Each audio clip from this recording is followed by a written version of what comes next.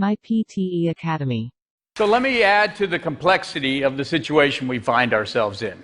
At the same time that we're solving for climate change, we're going to be building cities for 3 billion people. That's a doubling of the urban environment. If we don't get that right, I'm not sure all the climate solutions in the world will save mankind. Because so much depends on how we shape our cities. Not just environmental impacts, but our social well-being, our economic vitality, our sense of community and connectedness. Fundamentally, the way we shape cities is a manifestation of the kind of humanity we bring to bear.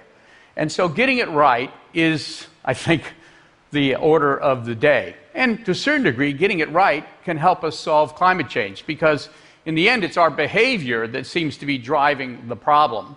The problem isn't free-floating, and it isn't just ExxonMobil and oil companies. It's us, how we live. How we live. There's a villain in this story. It's called sprawl, and I'll be upfront about that. But it's not just the kind of sprawl you think of, or many people think of, as low-density development out at the periphery of the metropolitan area.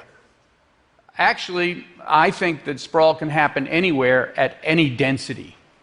The key attribute is that it isolates people.